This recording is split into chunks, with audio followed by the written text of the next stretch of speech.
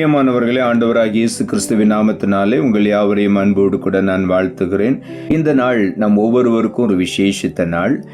இந்த நாள் நம்முடைய தேசம் சுதந்திரத்தை பெற்றுக்கொண்ட ஒரு நாள்.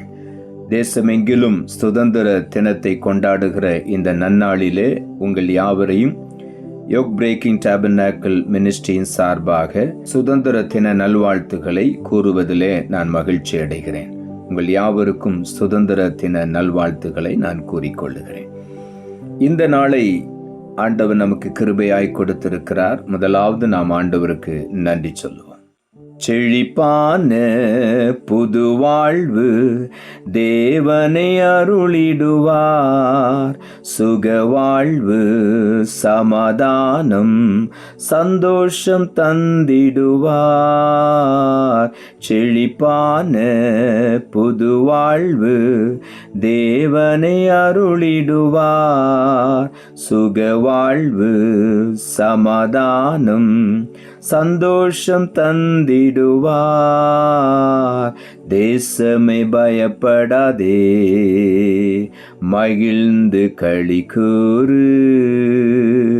தேசமே பயப்படாதே, மகிழ்ந்து களி கூறு.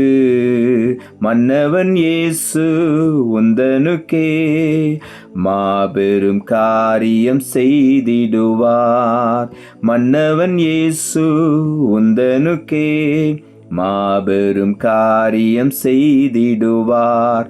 தேசமே பயப்படாதே, மகிழ்ந்து களி கூறு.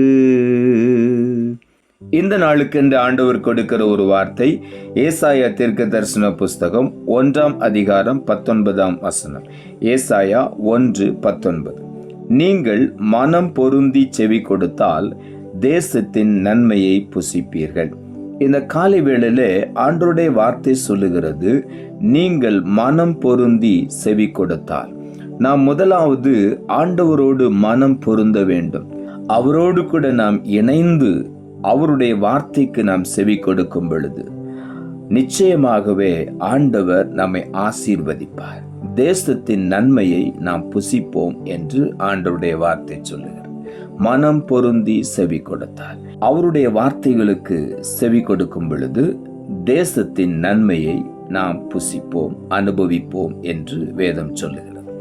உபாகம புஸ்தகம் 30ஆம் அதிகாரம் 2ஆம் வசனம் இப்படியாய் சொல்லுகிறது, உன் தேவனாகிய கர்த்தரிடத்திற்கே திரும்பி இன்று நான் உனக்கு கற்பிக்கிறபடியெல்லாம் நீயும் உன் பிள்ளைகளும் உங்கள் முழு இருதயத்தோடும் உங்கள் முழு ஆத்துமாவோடும் அவருடைய சத்தத்திற்கு செவி கொடுத்தால் என்று இந்த வார்த்தையில் எழுதப்பட்டிருக்கிறது. தேவனாகிய கர்த்தரிடத்துக்கு திரும்பி முதலாவது நாம் செய்ய வேண்டிய காரியம், ஆண்டவருடைய வழிகளை விட்டு விலகி போயிருப்போமானால் இந்த காலை வேளையில கர்த்தரிடத்துக்கு நாம் திரும்புவோம். இன்று நான் உனக்கு கற்பிக்கிறபடியெல்லாம் என்று இங்கே ஆண்டவருடைய வார்த்தை சொல்லுகிறது.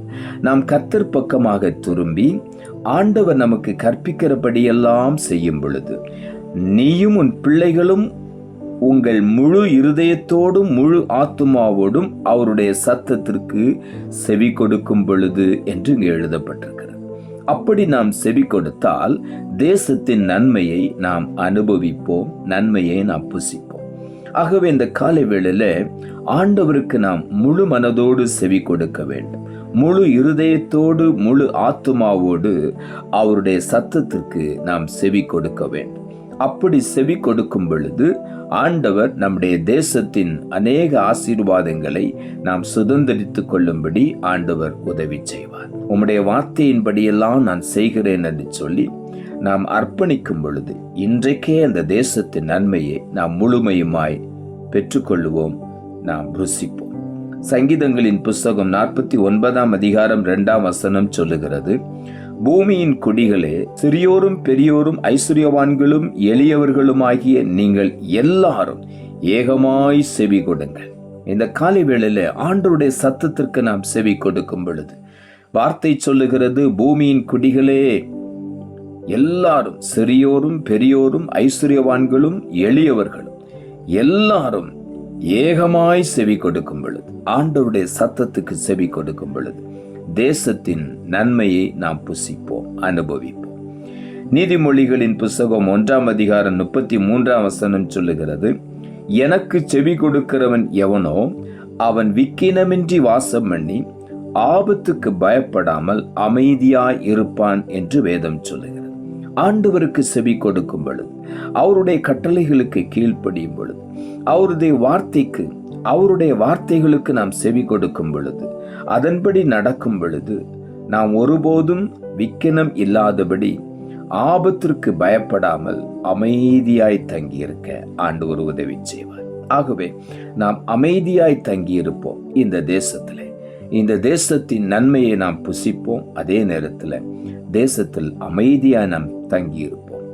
எந்த விதமான பிரச்சனைகளும் இல்லாதபடி சமாதானமாய் நாம் குடியிருப்போம். அதற்கு நாம் செய்ய வேண்டிய காரியம், சிறியோரும் பெரியோரும் ஐஸ்வர்யவான்களும் எளியவர்களும் ஆண்டவருடைய சத்தத்திற்கு செவி கொடுக்க வேண்டும்.